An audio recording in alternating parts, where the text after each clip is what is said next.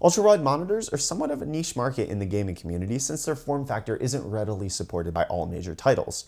Sure, there's mods and I&I adjustments that you can make to get them working, but overall the support system is fairly lacking. However, it appears that Acer decided that the ultrawide gaming community needed more in terms of high refresh rate panels. Enter the Predator Z35, the 35-inch 21x9 200Hz gaming monitor.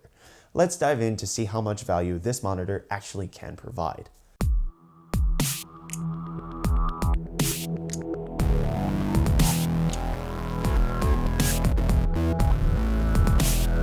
To start off, the Z35 comes with the aforementioned 35-inch curved G-Sync VA or vertical alignment panel, as opposed to IPS or TN. While the panel does have 100% sRGB color saturation, the image on the Z35 always looked a bit hazy or washed out, and definitely was not as crisp as a standard IPS panel. The display puts out a resolution of 2560 by 1080 at 144 Hz standard, but is capable of being overclocked to 160, 180, and up to 200 Hz with a 4 millisecond response time. Overclocking can be simply done in the menu of the Z35, but while it may be simple, it is certainly not easy. The menu buttons on the Z35 are not labeled at all, which always made it a trial and error to make sure I was selecting the correct button. It usually took me 3 or 4 attempts to adjust the refresh rate on the panel because I would accidentally exit out or go back when I was trying to hit the select button. It's likely something you'll learn to adapt to over time, but the implementation of the menu buttons without labeling is pretty poor in this iteration.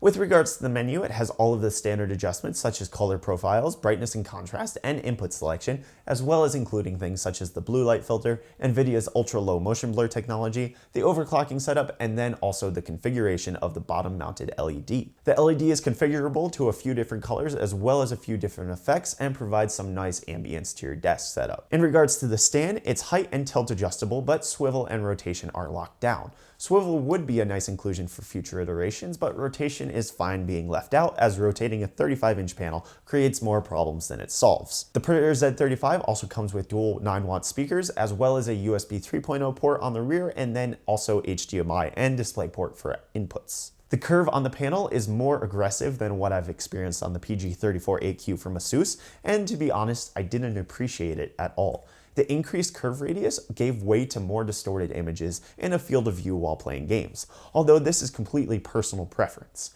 With regards to the actual performance of 200 Hz, I couldn't honestly see the difference. 30 to 60, absolutely. 60 to 100, yes. 100 to 144, yes, but barely. But from 144 to 200 Hz, I can't discern the difference in the slightest. Maybe I'm not the target audience here as I barely have average reflex abilities and am by no means a professional gamer, but the 200 Hz seems to be a bit unnecessary for most users.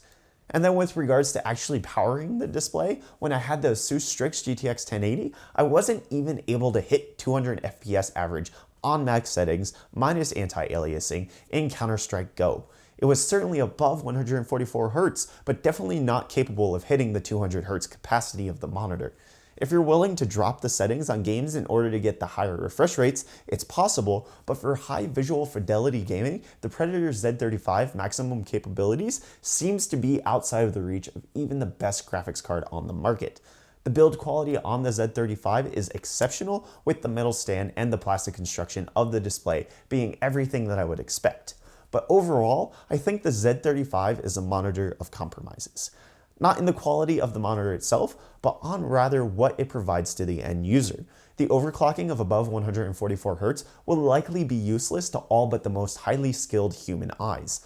The ultrawide form factor, while slightly supported, still creates distortions in your field of view when playing FPS games, especially with the more aggressive curve that the Z35 has. And then driving the panel to its limits on anything other than low settings is nearly impossible with all but the highest of gaming systems.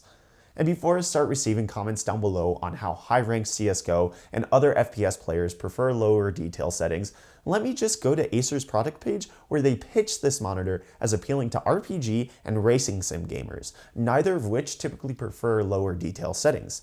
If I can't hit 200 FPS in CSGO on a 1080 on max settings, there's no way a modern RPG title or a game like Project Cars is going to be able to hit that point either. And that's even conceding that there's a visual difference between 144 FPS and 200. the Acer Predator Z35 is in an odd position. It's definitely a world-class monitor with unbeatable specs, but I have to ask, who can actually utilize it?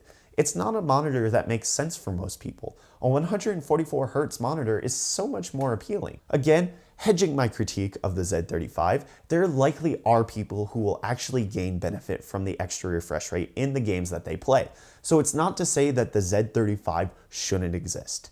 Just make sure that you know what you're getting yourself into and don't think it's automatically better because the spec sheet shows higher numbers. And with that conclusion, I'd like to thank Acer Africa for sending over the Predator Z35 for review. Like this video if you found it helpful at all, dislike it if you disagree with me or my conclusions, or you're one of the people that swears you can tell the difference between 144 and 200 Hz. You can subscribe to stay up to date on all of my tech-related content, and I will see you guys in the next video. Cheers.